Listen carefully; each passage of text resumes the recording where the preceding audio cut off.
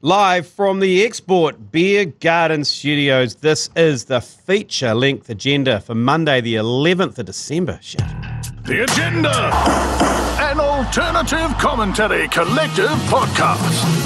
G'day there, welcome along to the Agenda, feature-length podcast for a Monday with myself, G Lane, Matt Heath and Manaia Stewart. Big news from last week, Matt Heath took out the DB ACC Super Bowl competition. Yeah, it was heroic actually. It's just consistency, really, isn't it?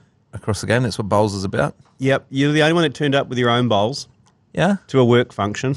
You had to win at that point, didn't you? Yeah, there was a lot of expectation on there. On well, that. the bowl off at the end, when I think there was 3 ditch dwellers when it was because we came down to the playoffs or whatever, the decider, and after the final had been drawn, and it was just the closest bowl to the jack. Yeah. And I think 3 went in the ditch, and that helped me out. Yeah.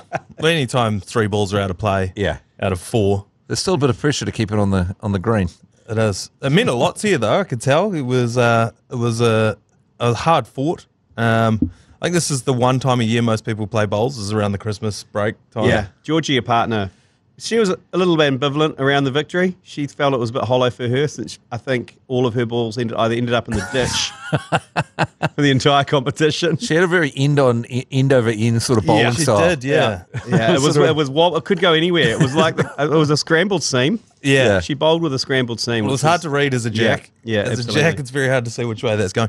I've always thought that bowls is home of one of the funniest things in sports, and it's cooking the bias is the funniest thing to me in sport, because it happens in slow motion. You release this dove into the wild, and then it just keeps going. You're like, that's going to come back. That's going to Especially in a tournament when there's a bunch of people playing. Yeah. So when you get the bias wrong, it just careens out across a couple of games. So everyone sees it. Yeah. Like, and they don't find it there's funny. a rogue ball coming across. Whose bloody ball is this? Who bloody bowled this? Yeah, well, because we were doing our Christmas function with the great New Zealanders from DB, but there were also 2 other Christmas functions happening at the same time.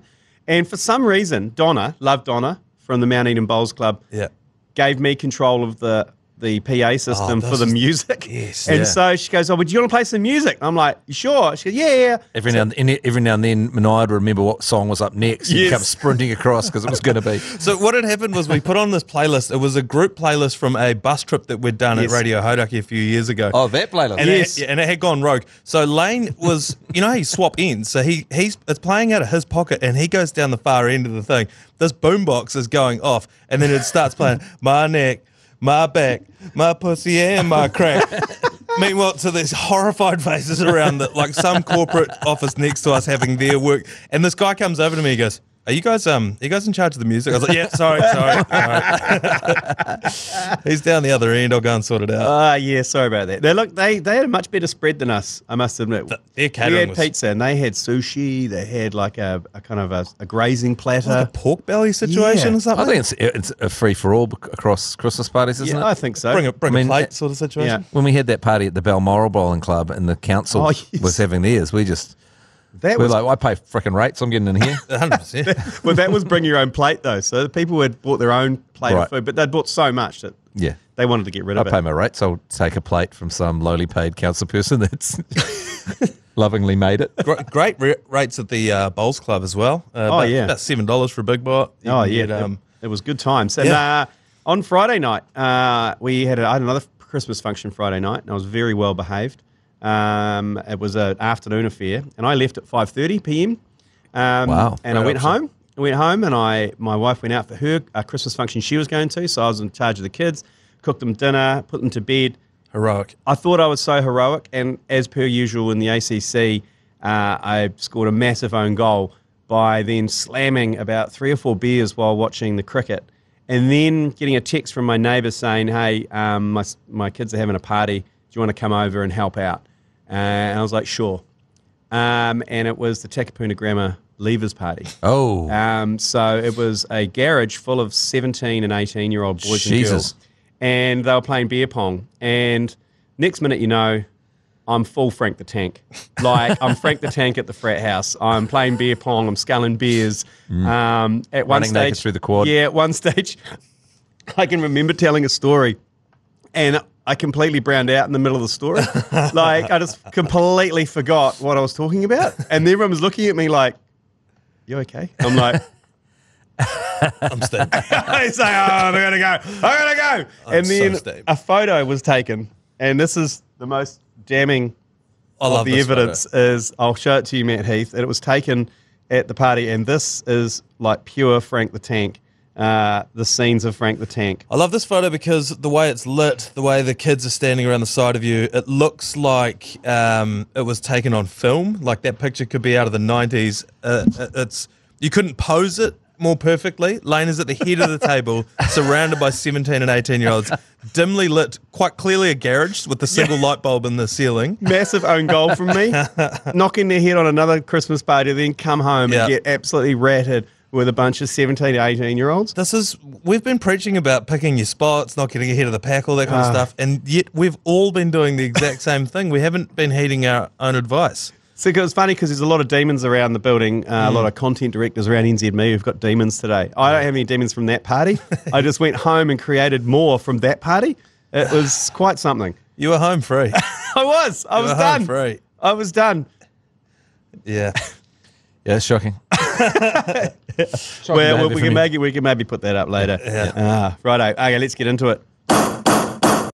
Hey, what a victory! Yeah. What a victory for the Black Caps in the weekend on the world's worst pitch. They scammed themselves, I reckon, Bangladesh. They created a pitch that was just so bad that they figured that New Zealanders will never be able to win on this. There's no spin. But we just went, oh, we've got you here.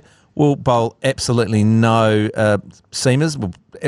We'll bowl and we'll play your game, and then Glenn Phillips will smack your ass. Yeah. What did we chase down? A heroic 140 or something? Yeah, it was 142. 142. After Ajaz got a 6 for.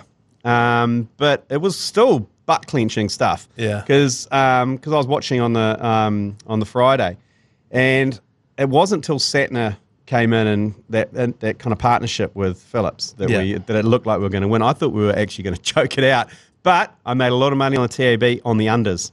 Less than 2.5 runs and over because they couldn't hit it. Yeah. So I was just going every time, and I put the winnings back on unders for about 6 overs in a row. I was like, did it make it more watchable because it was such a low score and it was so tight and tense, or would you rather have watched like 400 or 500 runs an innings?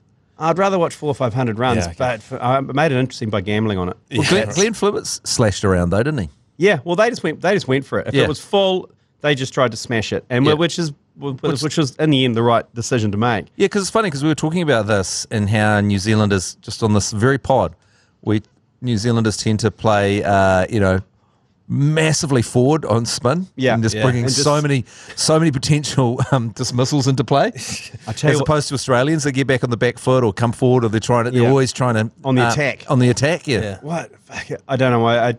It might have been the Bears that were taking hold, but the appealing from the Bangladeshi team was infuriatingly annoying. Great. Like it wasn't almost appealing. It was almost like yodeling.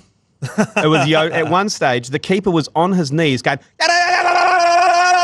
from behind the stumps. It was driving me crazy. There were beer cans being thrown at the TV. If there's it's actually a rule against over appealing. Yes, over appealing. What's it called? It's called I know there's a word for it, but you can't appeal unless there's a chance that it could be a wicket. It was getting out of control. They were desperate though. What about like a 4-part harmony appeal? Could we try?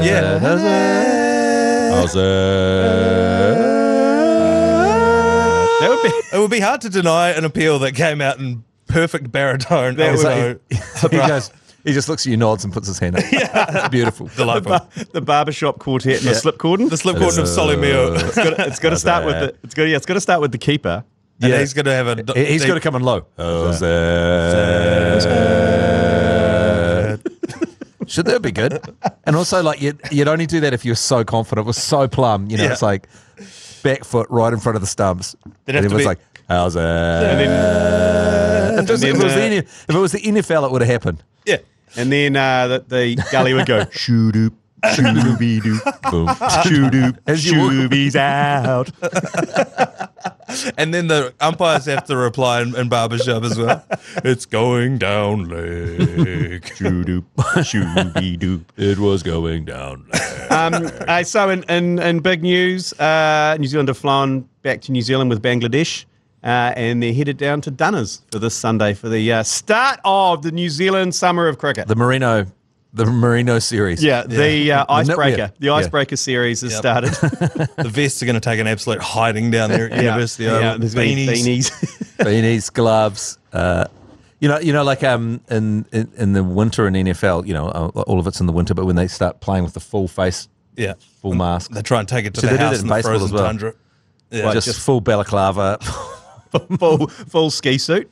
Full ski suit. Hey, other big news in the weekend, and there was rumours it was happening for a few weeks, and that is Lou Vincent's lifetime ban has been lifted, which I think is back, all is forgiven. which is great because cricket was his life. That's all he played. That's all he knew.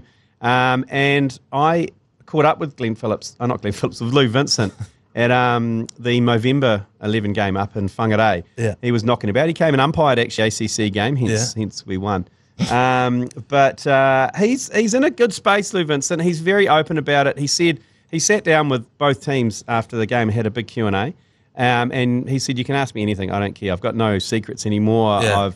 I've dealt with a lot of issues over the last, whatever years. How many years since there? 10 years? I don't know. 2014, he was handed the ban. Yeah. So, I mean, he's been through the ringer. He has got absolutely hung out to dry while everyone else got away with it scot-free. Yeah, it seems that way, eh? He was the only one who just front foot and said, "Fuck, I cheated. I took money." Yeah. He said it, like, when he was talking to us, he was saying, like, I was just so naive and eager to please. Yeah. I just wanted to please. I was playing with my heroes. I just wanted to be liked and be. Yeah. Now he's actually in a good space where he's like, I don't need that. What did he do? So he basically not match fixing, spot fixing. Yeah. What was it, like a wide or a no? I no think it ball? was more Was it? slow overs, slow batting, stuff like that. That's the thing about cricket. He never got paid though, eh? Yeah, he got cash. Yeah, he did. Did he? I thought in the whole thing it came out that that the other guy that got acquitted never actually gave him any money. Oh, I don't know, but he's very candid. I don't know. I was very interested in the honey trap situation that he got. So when in the Q&A, I was like, "Can you talk us through the honey trap?" Yeah. And he went into great lengths about what the honey trap was, and you could see he was talking to a group of about 40 dudes, and I don't reckon any of the dudes there would have been able to resist what was laid in front of him as a young sportsman overseas. Thinking he was being wined and dined by a bat sponsorship company. Yeah. And then all of a sudden being, full of booze and all that. And then here you go, you're part of the family now. This is our gift from us. This big hotel suite. Her name's Ivanka. Yeah, pretty much. And then all of a sudden being told. You work for us. Yes. And then there's paranoia set in about is there cameras in the room? Oh my God! And at the time, he's got a wife at home as well. So that was the entrapment. Anyway, great to see it because he loves cricket and he wants to get back into it. Whether it's coaching, whether it's just going along and playing club cricket. Yeah. He was down at Central Otago for a while there, building a house down there. I think he's back up north. In Northland, but he's a good man, Lou. He's not a bad bone in him. All is forgiven. Yeah. Get him back in there. Get him back in. Get him on the Black Clash. Get along. Get him in the Black Clash. He's a great talker. Black Clash. He's almost too much of a talker. You know what I mean? That's a wild card. Lou Vincent's a wild card. Oh, absolutely. I bowled him. Joe Jury and I were having a net up in Whangarei in the bowling machine, and it was a bowling machine which you put in 100 balls and then it spits it out. And Lou came along and he had a bat. We were batting. Joe and I were batting before him. He was giving us positive encouragement, but we could tell it was laced with kind of sarcasm. Yeah. But he got in there and he blocked a couple, and then he hit one back past me, which would have killed me. Like, he hit it so hard. I've never seen someone hit it so hard, and it just flew back, and Joe and I looked at each other and let's get the fuck out of here. And we quickly jumped behind the netting because it was like dangerous. But anyway, great news. Louis Vincent. Love him. I think and to be honest, there were so many other people who did worse than him, and they didn't get lifetime bans. No, and what's the lifetime ban from? Like, it's not like he's going to go out there and, fix some game or something. We don't have a lot of, we don't have a lot of people that we can call on for that kind of expertise. So why not have him? And also, he's got a lot to offer in terms of talking to young players around what he went through. Yeah, and he's so open about it that I don't think there's many people that they would listen to more than him when they say, like, "Oh fuck, I've done it. I've been there. I did the dumb I've shit. done the dumb shit, and I paid the price. And this is what you should do this is what you should not do. So I think he's got a lot to offer. It's the Manu Vatuvai clause. Yes. People are just like, oh, why is he talking to them? He did all the wrong stuff. It's like, that's why. Yeah, Who exactly. else can we have that's going to do that? Yeah. And he ended up in prison. So Yeah. the story is not great. No, It's not a glamorous story. No. He's not going to be selling the dream. He's not going to be like, all right. He's selling the nightmare. What you need to do is get 6 of your mates together and go in on a drug ring. No, he's not going to do that. He's going to be like, here's what you don't do. So, yeah, I don't know. I'm happy to see Lou. I'm all into it. Rugby. Some only rugby news that were coming out over the weekend. Lincoln McClutchy, your favourite player, Manaia Stewart, the top scorer in NPC, is headed to the US after not getting a Super Rugby contract. The US seems pretty lucrative to me. I would love, like, if you're a professional rugby player, you knew you're not going to get a Super Rugby contract. It'd be sick to go and play for New York, wouldn't it? Particularly if you can play there for 3 or 4 years and then play for the US. Yeah. When I think they're hosting the next Rugby World Cup after Australia. Yeah. In 8 years' time or 7 years' time. I think we forget, like, how cool it is to be able to play rugby as a job, and we always think, oh, if you play rugby professionally, your only goal should be to be the greatest All Black of all time. But, like, why can't you just have a fucking cool career where you go and, like, work in New York? Yeah, I mean, that would be incredibly fun. Yeah, wouldn't it? I mean, and like the LA? NPC is a bit of a grind. I mean, like you're not going to be playing to big crowds or anything in the US, but You're not doing that here either. no, I mean, you're not doing that here either. You get to go party afterwards in New York Yeah. or Chicago. LA, Texas. And you likely meet some kind of high level Ivy League kind of girlfriend kind of situation, And then just marry into a stick your cock in the till and yeah, close and it. then yeah, there you go. Yeah, I don't know. Why Win-win. Why are we also... I feel like in this country we're so obsessed with being an All Black that's why people don't play rugby anymore. So once you get to like 16, 17, you haven't made a rep team, you're like, oh, well, I won't be an All Black, so I'll just never play again. But back Yeah. in the day, that was never the goal. It was just you play for your town and Yeah. and you just enjoy it and you play it because you love it. You love The whole thing is so top heavy, even to that level. Yeah. But I think that's going to slip though, isn't it? Because maybe it becomes the glamorous thing to do, and what you want to do is try and secure an overseas contract. Yeah, big time. Why not? Yeah. I would. Also, Razor, the rumours have already started circling Manaia Stewart and Matt Heath around Razor's selection as captain. Yeah.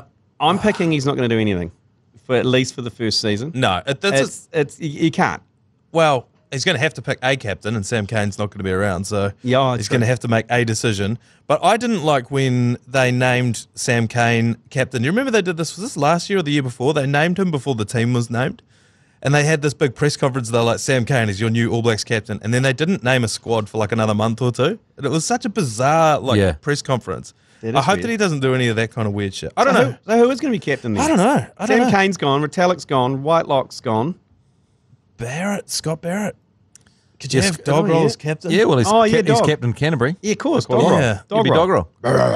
Dog Roll would be a good captain, although he's open to a really stupid decision on the field, like shoving his big paw out. Or clearing out a ruck with his head. Oh, no, Adi Savia. No, he's gone as well. Oh, he's gone as well. He's in Japan as well. They're all got their downstairs in the till in Japan. I don't know. Yeah, it'll be interesting. Why don't you see backs as captains anymore? Like, when was the last time you saw like a Can't first trust five them. or Can't trust them. they're slippery? Yeah. Yeah. Super slippery. Selfish. Yeah. Always coming up and yeah. saying, look, just get it wide, doesn't matter what's going on, get the ball to me. Spin it.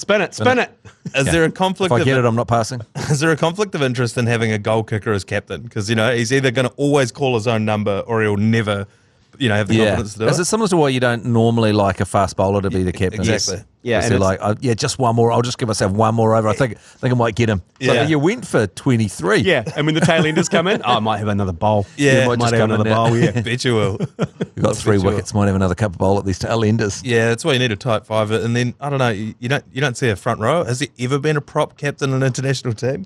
Oh, Probably like Georgia or something, but I'm sure there has. I The couldn't- front, there's certainly a hooker. Yeah, has. Hookers, Sean Sean Fitzpatrick. Fitzpatrick. Yeah. John Smith, the South African Yeah, dude. plenty of hookers have been. Yeah. Why not? Yeah, why not props and hookers? Meatheads, props, just also Just every prop ever has been too much of a meathead to be captain Yeah. of any team ever. 100%. Also, another conflict of interest. They're always going to call for the scrum because Yeah. they're like, if I can win another 5 scrums, imagine what my contract next year is going to be like. But it makes sense for a prop too because they're the one that communicates the most with the ref and collapses and everything like that. They Yeah. can legitimately have a conversation as opposed to going. Makes sense for the halfback to be the captain. Big Oh time. yeah, Because halfback is basically running the show you know, in terms And of the doing all yappiness. the yappy. They're calling for the ball every time it's penalised and whatever. Yeah, actually, a halfback would be a good idea. They're right up the arse of the forwards. Do they have too much on their plate already, though? Yeah, maybe, yeah. You don't want to load them up with too much more? I don't know. Nah, I reckon. Okay, well, dog roll it is then. Yeah, dog roll. The golf. Now, that insane amount of money that's flying around in world sport at the moment. John Rahm's signed for 700 million US or something, more than the whole prize pool of the PGA in 24. And then your old mate, your Dodgers. Yeah, Shohei Otani. He's gone for $1 billion. Yeah. Well, Like, $1 billion what New Zealand, so 700 million American. $1 billion. That is an insane. Like, what's Over going on? Over what term? How long? Well, it's kind of a confusing term, but I mean the thing that he's got is that he's both a pitcher and a hitter. Yeah. So he's a starting pitcher. He was the first person ever to get 10 wins pitching and 40 home runs in a season, which is freaking insane. So he would make any team in the MLB and be desired for either his starting pitching or batting. And I think he bats at number 3 in the lineup. So he's a really good hitter.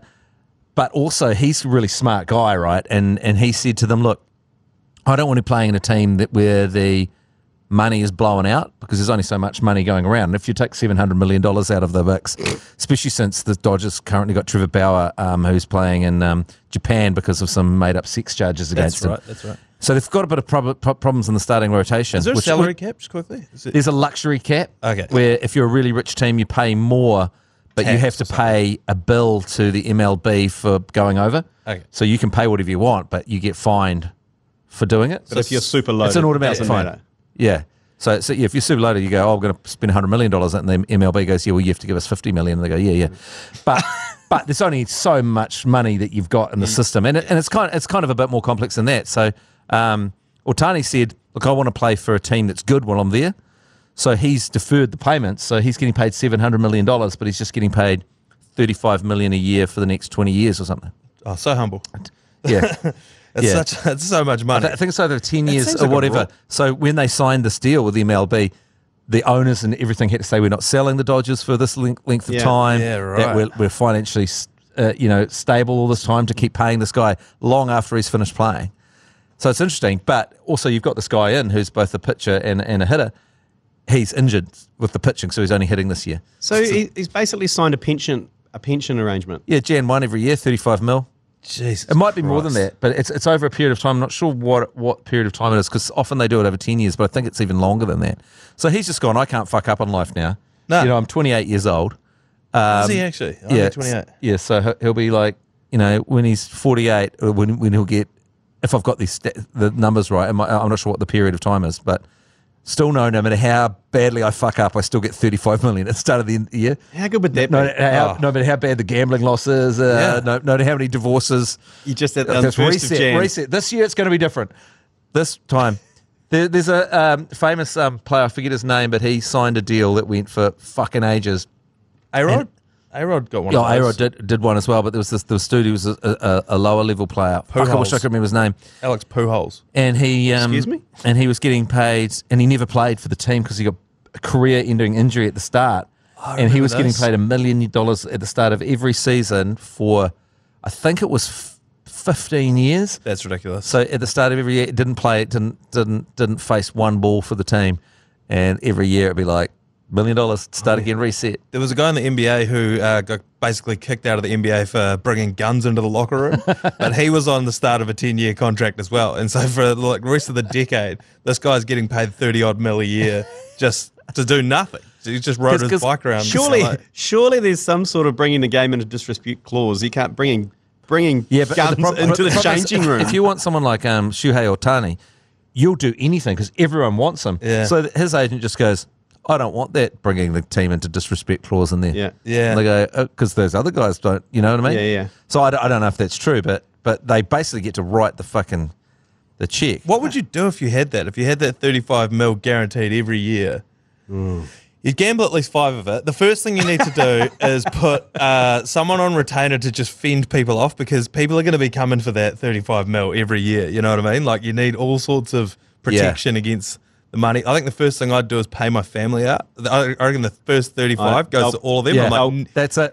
Never call me again. They'll keep coming. Never call me again. They'll keep coming. You don't give them anything because otherwise they'll just keep on coming. They're like zombies. They'll be coming at you. They'll grab their $5 million. They'll gamble it, as you said, and then they'll be back for more. They'll feed it into the because I'll pokies know and that throws 1st of January, fucking Manaia gets another $35 million. I'm going to hit him up again. I'm going to get him hammered on New Year's Eve. I'm going to drug him and take him to the cash machine the next day. Yeah, you could do it too. That's pretty pretty exciting for Dodgers fans, though, because now you've got a lineup featuring Freddie Freeman. And when they paid him $400 million American a couple of years ago, everyone goes, that seems like quite a lot of money to pay someone. And now Freddie's going, why am I only getting $400 million?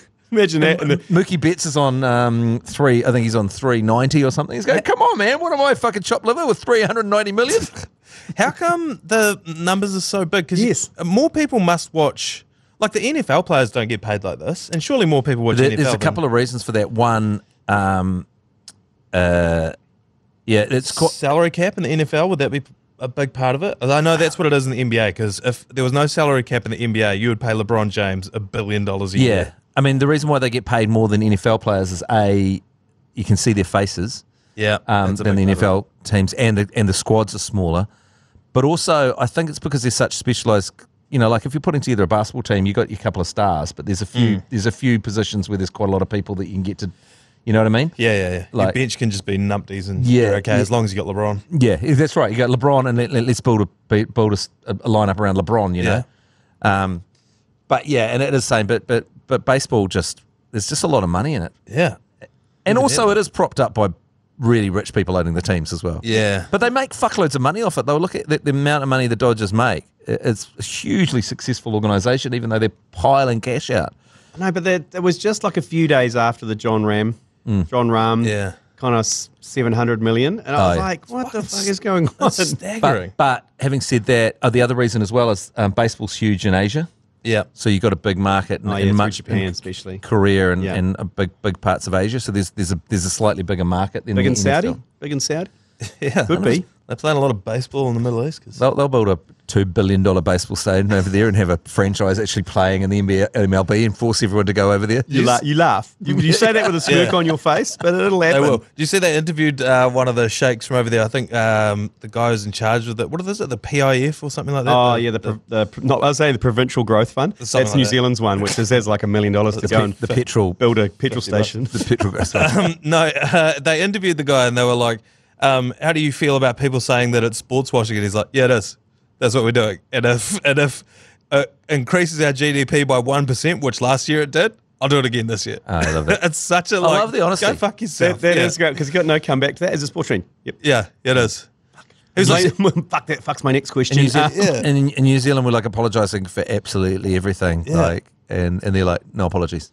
Yeah, it's sports washing. How is the success of the men's cricket affecting the success of the women's cricket? You asked that question over there, and they were like, it's not. Women shouldn't be playing cricket. Yeah. Like, we don't think women should leave the house. It's like, oh, okay.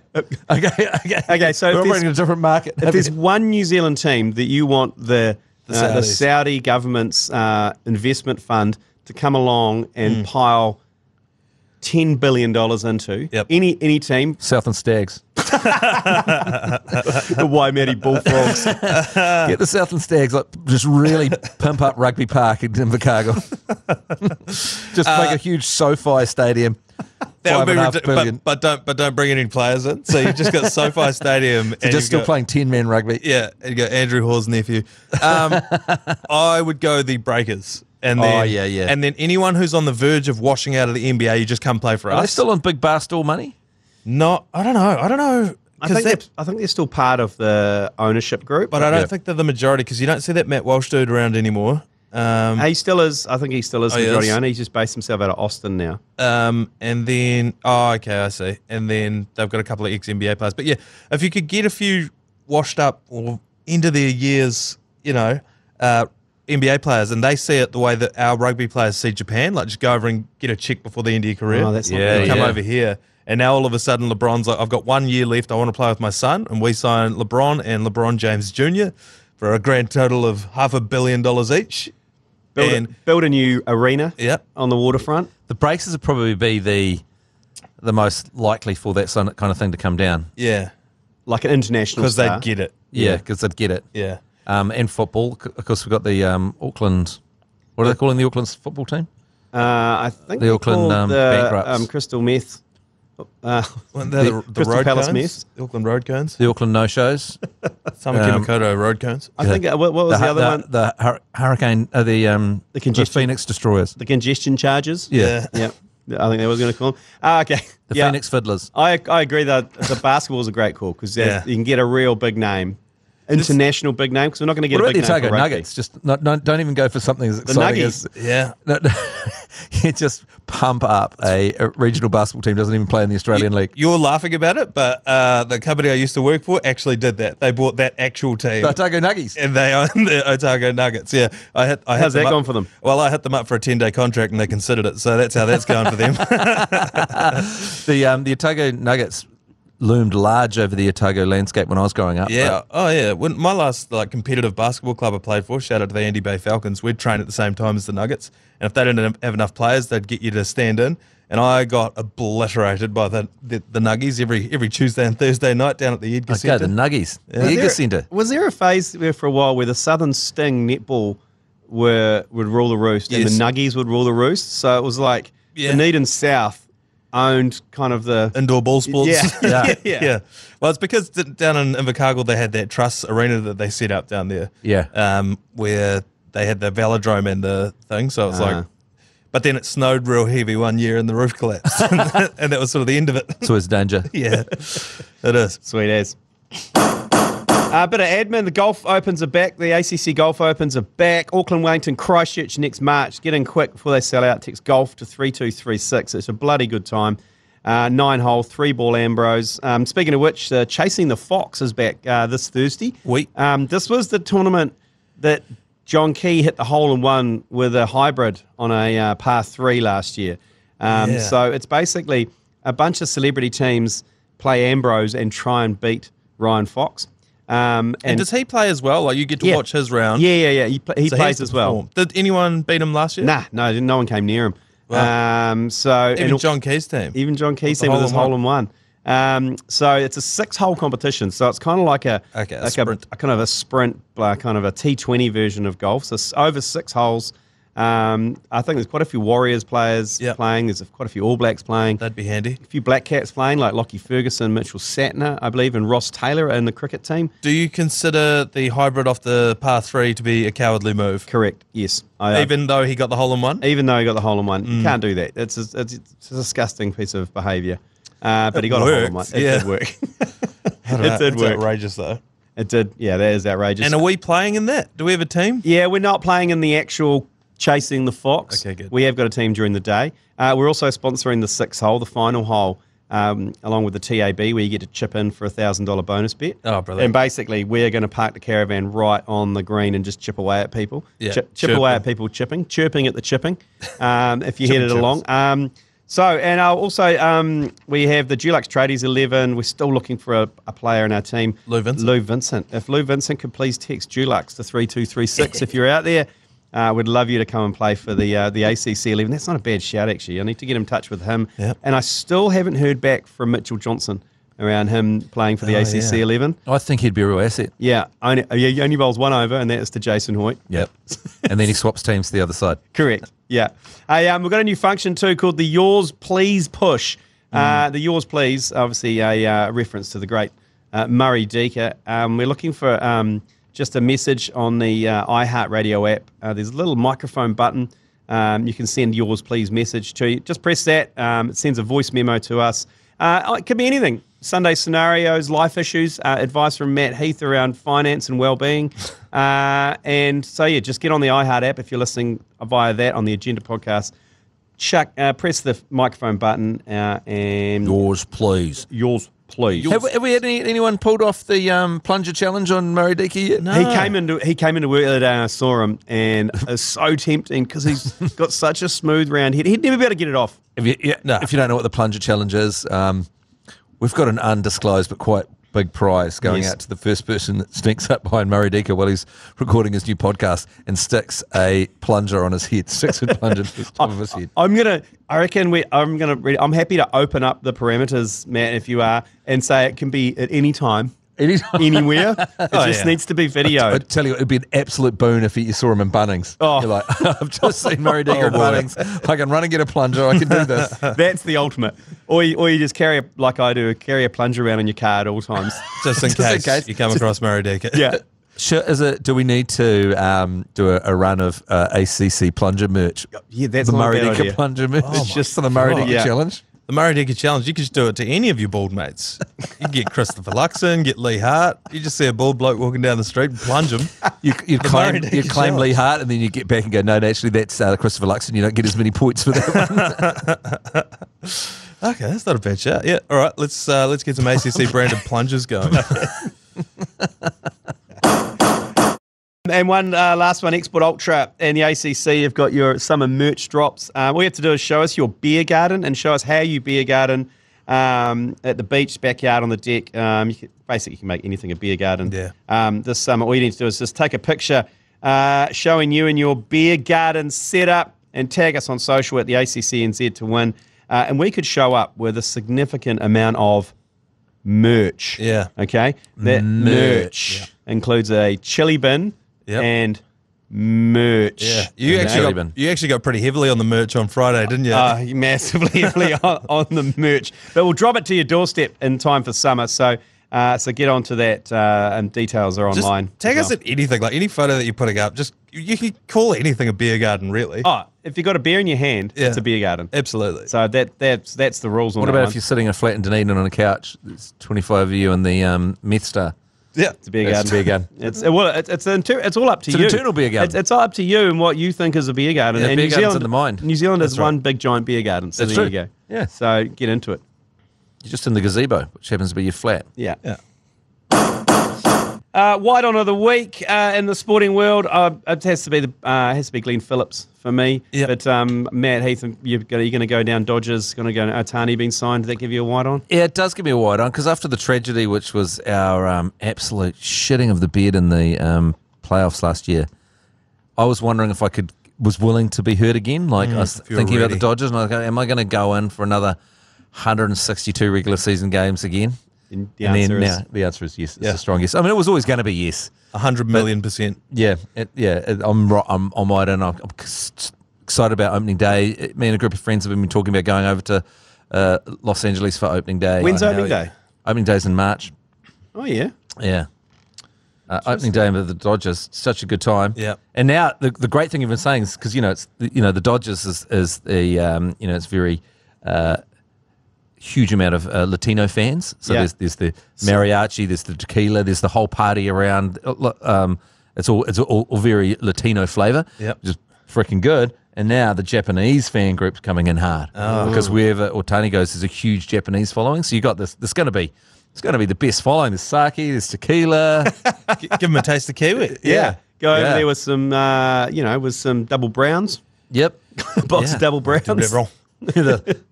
The New Zealand fandom of the Dodgers isn't getting many mentions at the moment. No. But we could get it up there. You're sending an envoy over there to change it. For me, the white on of the week was the in-season tournament in the NBA. They played that yesterday, and all of the players won $500,000. So for a guy, there were 3 guys on the Lakers team who won. Surprise, surprise, LeBron won it. Who were only getting paid less than $500,000. So they doubled their salary by winning that game. And none of them got on the floor. So it's not a bad day's work for those 3 dudes, is it? $500,000 just Is that deemed as a success, that in-season tournament? Yeah, it was, because the people gave a shit, like the players gave a shit about the elimination games because they're professional athletes, they don't want to lose. So they went pretty hard, and this is usually quite a dull period of the season. So, and it doesn't take away. This is the thing, it's very confusing to understand. But all of the games are regular season games anyway. So if you don't care about the in-season tournament, just don't pay any attention to it. It's fine. It's still the regular season. But then when it gets down to that elimination thing, it becomes quite exciting. And teams were, because there's an unwritten thing in the NBA where if you're ahead by like 20 points or whatever, you don't run the score up on each other. Yeah. But there was, to separate the teams, there's points differential in the in-season tournament. So they were spanking each other, and it was really pissing some of the teams off because it was like massive unwritten rule in the NBA. they're like, fuck you, start defending or I'm going to run up another 40 points against you and make 500K. So I thoroughly enjoyed it. That's what I subjected my partner to yesterday afternoon. Lucky her. In-season tournament. Okay, well, attendance required. There is only one really thing the next week, and that is the start of the summer of cricket. Black Caps versus the Bangers this Sunday from Dunners. We are live and free on iHeartRadio from 10:50 a.m. in the morning. So if you haven't downloaded iHeartRadio, do it now and get on it. It is going to be free and unadulterated, uncensored, back on digital radio. So get into it. But now it's time for Toppa Plays of the Week. Brought to you by Leader NZ's Lasagna Toppa. Righto, number 3 on the Toppa Plays of the Week. And this is a reaction to Steve Kerr, the coach of the Golden State Warriors, complaining about in-stadium music and DJs. And this is what, is it the Phoenix Suns DJ? Was, yeah. This is what he did at halftime. In this building, you can't hear anything because it's like a club. It's like a South Beach club. It's just this thumping techno club music. So he remixed Thumping techno club music. Thumping techno club music. Thumping techno club music. Yeah, so basically you just remixed Steve Kerr into the halftime entertainment as a thumping club remix. I like that. It is intense. It's so when how recently have you guys been to an American sporting fixture? Oh, Never not been. for a while. But I subscribe to League Pass in the NBA, so you don't get the TNT or ESPN version where they serve you ads. You have to watch the in-stadium entertainment I like related that. timeouts. It's cool for novelty, but fuck, it's loud. And all of that music Steve Kerr's right. It's just too much. It is. I think it's too much. Like, it's actually Bill Simmons did a podcast on this recently. He went to SoFi Stadium, and I went to SoFi Stadium last year. And it's so intense. Like, the hype, you're just getting so hype. You're at peak hype. Yeah. And because, you've got their 3 massive hours. screen, and it's just, they've got superstars coming on the screen. It's go, and it's so fucking hype that when the game actually starts, there's a massive drop off. Yeah. I quite like it. But it's intense. Like, it is an assault on the senses. Well, remember Bangalore IPL? Remember how intense the DJ was for that? It was like, as soon as the ball hit the keeper's gloves, it was like, "Are you ready? OCB! Was this when they had the dancers? They had the girls out in the stands. They'd stand on a stage and there'd just be 50 dudes standing underneath them with their cameras. Yeah, upskirting, just not looking at the cricket. Yeah, so I look. I think it's probably all right at a basketball game. I think maybe at an NFL game, the problem is that those games are so freaking long. Yeah. That 3 hours of that. Mind you, you're freaking pretty steamed. Oh, yeah, I know, but I just want to watch the game. And then in the timeout, like, wouldn't you want to, if you paid tickets to be there, hear what's going on the court? You don't want to have Chan Chan come out and juggle her bowls on her feet while she's at the top of a giant unicycle or some dog rolling around. It's not backing the sport. It's saying that what's happening is not exciting enough. And it's like, in cricket, especially when we do it here, it's like, there's no chanting. You kill. Yeah. Like, if you go to in European football games, the crowd makes all the atmosphere, don't they? Yeah. Yeah, I don't know. It's a big distraction. Righto, you couple of old boomers. Number 2 on the Toppa Plays of the Week. Now, in the weekend, the Sail GP, the New Zealand Sail GP, won the Dubai leg of Sail GP.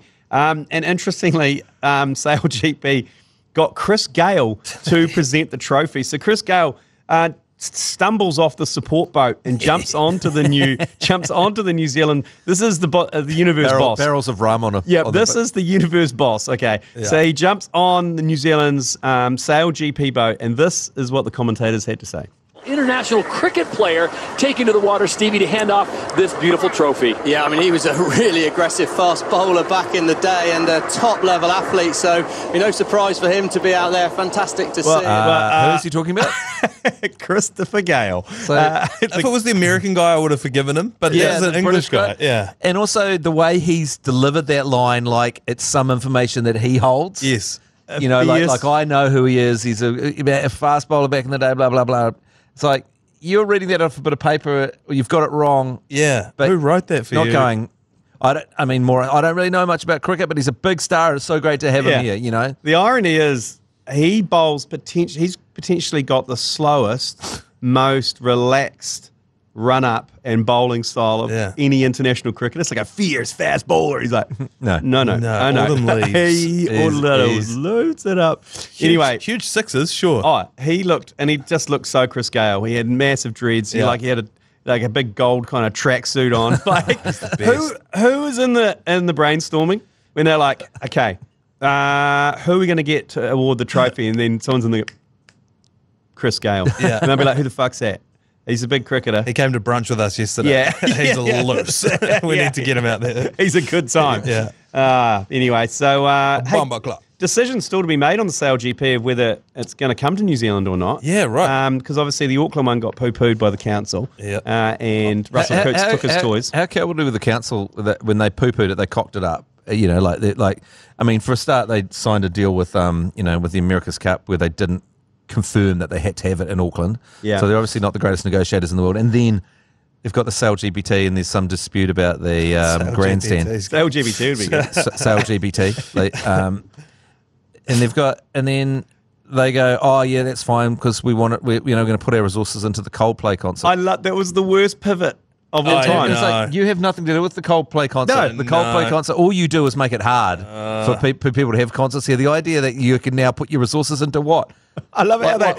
That's an international band that sold out Eden Park 3 nights in a row that travel with their own gear and their crew of about 150 people. Like, what are you doing for them? It's another one of those meetings like, hey, we're going to get some bad press when they pull Sail GP. Anyone got any ideas? Hey, everyone loves Coldplay. Everyone loves Coldplay. Oh, you won't get a bad story about Coldplay. Let's just say we're going to invest in Coldplay. Yeah, great idea. What Let's does do that mean? A new piano for Chris Martin? Or where does that money... No, free transport for people with tickets. Like, it's something as lame as that. Yeah. Or free road cones for Eden Park to put up around. You're going to put extra road cones out. Like, we've got a road cone, all of Mount Eden.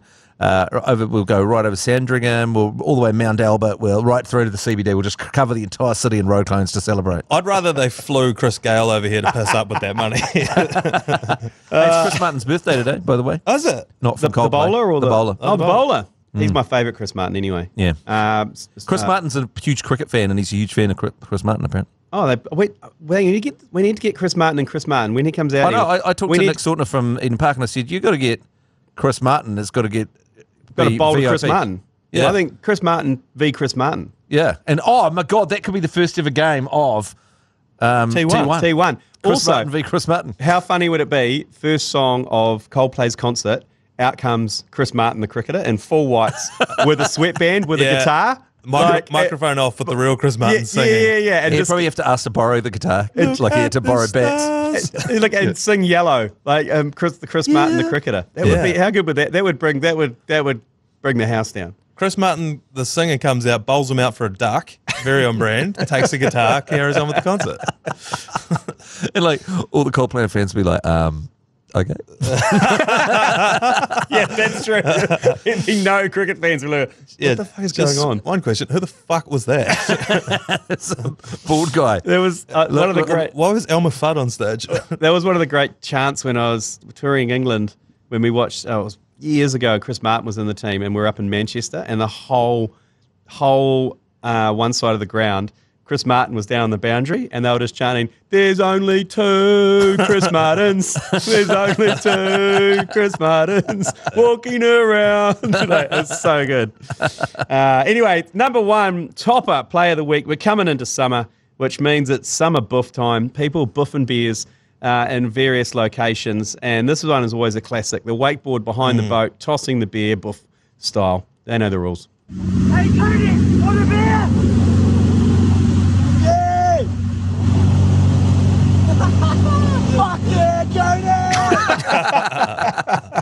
So there you go. Very Cody behaviour. Massive. Only Cody would do that. Wakeboarding behind the boat, accept the can, bury it, and carry on wakeboarding behind the boat. So those are your Toppa Plays of the Week. That is the feature-length agenda for December the 11th. Jeez, everyone's about knocks off this Friday, don't they? Is this the last agenda feature length for the year? I think we'll do one more on the 18th, maybe. which is next Monday, and then I think we knock off for the summer. But we've got a lot of summer activity lined up, though, across the agenda. So our year actually, ironically, just starts this weekend, doesn't it? Really? Yeah. Oh, it does. Yeah, this Sunday. Terrifying. Well, okay. Then Anyway, we'll be back tomorrow. Bangers and dunners. Bangers and dunners. We'll be back tomorrow with a daily. Thanks for joining us. You've been listening to the ACC's Agenda podcast. For more episodes, subscribe on iHeartRadio or wherever you get your podcasts.